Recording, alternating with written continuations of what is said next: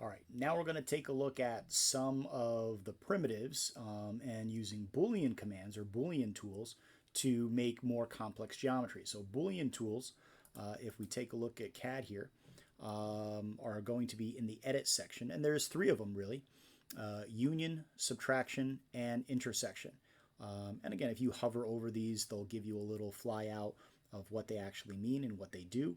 I'm just going to make some room here. I'm going to zoom out and we'll delete all of this here.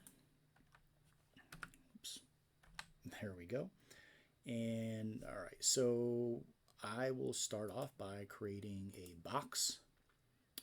And there's 1, 2, and 3.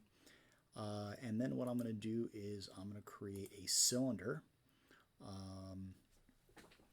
And actually, the one thing that we didn't really talk about is the dynamic UCS. And the dynamic UCS is when you have an active tool. For instance, I've got the cylinder tool open right now and ready to draw. The dynamic UCS allows me to change my X and Y. All right, it allows me to change the paper that I draw on, if you will, or the grid. Right, so by default, just clicking here out in space, it'll fall on the grid and my cylinder will be there. However, if I hover over an already drawn object and it has a face that has an X or Y axis, then it will allow me to use that face as my sheet of paper or as my new grid, as my new X and Y.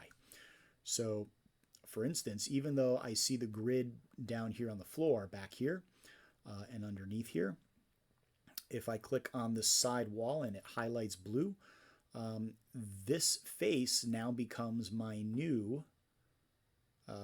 floor. So if I left click, drag out, that becomes my new X and Y, and I can use the colors on my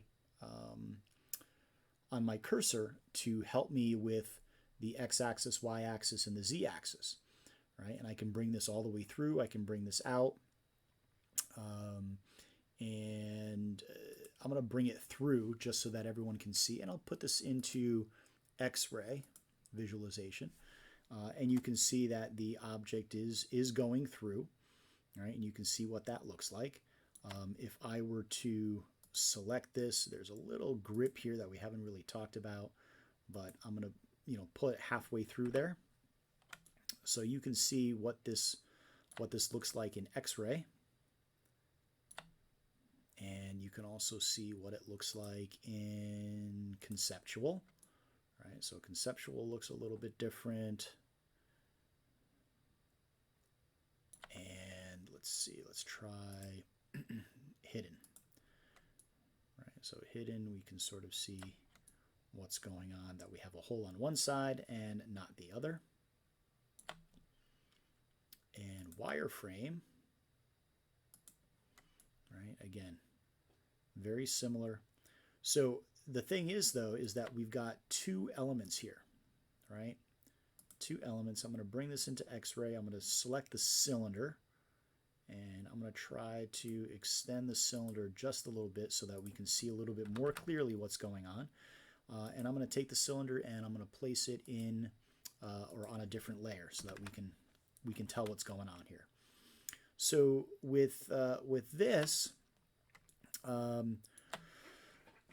we have three options, right?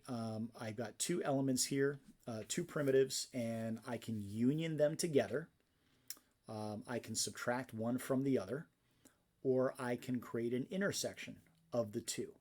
So by creating a union, right, what you'll see what happens in this X-ray preview. So I'm going to click on the union, and I'm going to select all of the objects that I want to union together.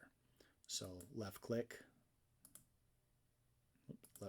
and left click, and pay attention to what happens back here, right? So once I hit enter or right click, so now this is my unioned object, right? So it joined the cylinder and the box together to form this, this particular shape. So that's a union, joining it together. So that's the cylinder that was there before is now gone. So I'm going to undo. There we go. And this time what I'm going to do is I'm going to do a subtraction. Now the way the subtract Boolean command works, I'm going to click subtract. And the way you have to think about this is say to yourself, what am I subtracting from? Okay. So in this case, it's going to be this large box. So I'm going to left click on the box because that's what I'm subtracting from. I'm going to hit enter to go to the next part of the command. And then what am I subtracting? I'm subtracting this cylinder. And then I hit enter again. And what happens next is the cylinder was subtracted from the box. And we get this particular shape. Okay. I'm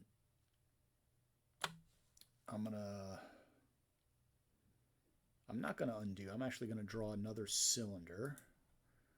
And so let's see. I'm going to use my dynamic UCS, which is a highlighted face. And I'm going to click on this corner here, like so. And yeah, I'll go all the way through. Okay, so with intersection, what we should see is a culmination of the cylinder and the box, as well as the box with a hole in it. So I should see this middle part be our intersection. So let's do intersection.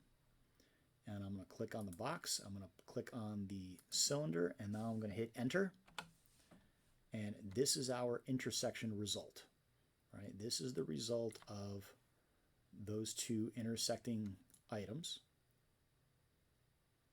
So you can already see that we have some complex geometry here, just based off of two simple primitives, boxes and cylinders. And that's the extent of the Boolean tools. And with the Boolean tools, you can really do a lot. Okay. So get used to union, subtraction, intersection.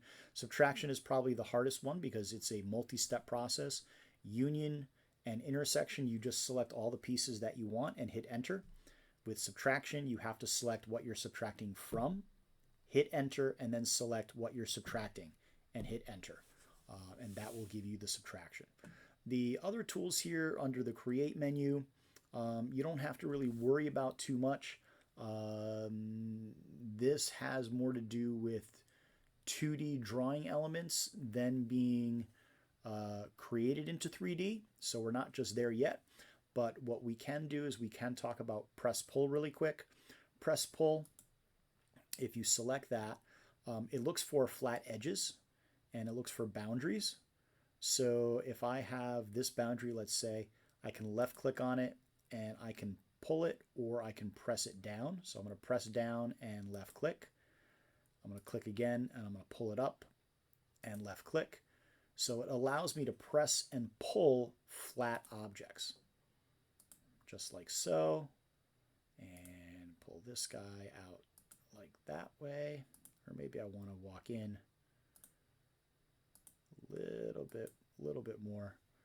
So I can kind of create some other interesting geometry or modify geometry based on what it sees, right? And you'll notice that it didn't bring back the rest of that hole because I got rid of half of it. So the only thing it saw was that particular surface. Curved surfaces it will not do. It will not recognize those. Anything that is flat, that's what it's going to recognize. So that is press pull.